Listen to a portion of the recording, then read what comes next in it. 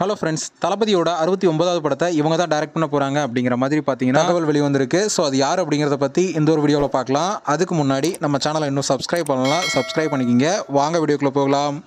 தளபதி விஜய் அவர்கள் பார்த்தீங்கன்னா தமிழக வெற்றி கழகம் அப்படின்னு ஒரு கட்சி ஆரம்பித்து அரசியலில் முழு நேரமாக இறங்க போகிறேன் அப்படின்னு சொன்னதுக்கப்புறம் 69வது படம் தான் தன்னுடைய கடைசி படம் அப்படிங்கிற மாதிரியும் சொல்லியிருந்தார். இதனால் அவருடைய கடைசி படத்தை யார் டைரக்ட் பண்ண போகிறா அப்படிங்கிற ஒரு எதிர்பார்ப்பு பார்த்தீங்கன்னா கொஞ்ச நாளாகவே சோஷியல் மீடியாவில் பயங்கர வைரலாக போயிட்டு இருந்தது. அதை தொடர்ந்து பல இயக்குநர்களுடைய பேரும் பார்த்தீங்கன்னா இதில் அடிபட்டு வந்தது. அந்த வகையில் தெலுங்கு இயக்குனரான திரிவிக்ரம் அவர்களும் இந்த டைரக்டர் லிஸ்ட்டில் இருந்தார். இப்போது அவர் தான் நம்ம தளபதியோட 69வது படத்தை டைரக்ட் பண்ண போகிறாரு அப்படிங்கிற ஒரு தகவல் பார்த்தீங்கன்னா இப்போ வெளிவந்திருக்கு. அது மட்டும் இல்லாமல் இந்த படத்துக்கு எஸ் தமன் அவர்கள் தான் மியூசிக் கம்போஸ் பண்ண போறாரு அப்படிங்கிற மாதிரியும் சொல்லப்படுது.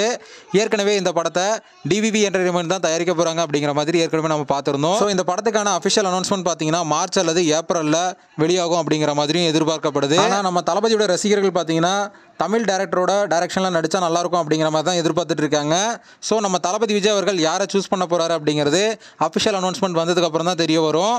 ஓகே ஃப்ரெண்ட்ஸ், நம்ம தளபதி விஜய் அவர்களுடைய 69வது படத்தை தெலுங்கு டைரக்டரான திரிவிக்ரம் தான் டைரக்ட் பண்ண போகிறாரு அப்படிங்கிற மாதிரி சொல்லப்படுது. ஸோ இதை பற்றி ஒரு தளபதி ரசிகராக உங்களுடைய ஒப்பீனியன் என்ன அப்படிங்கிறத கமெண்ட்டில் சொல்லுங்கள்.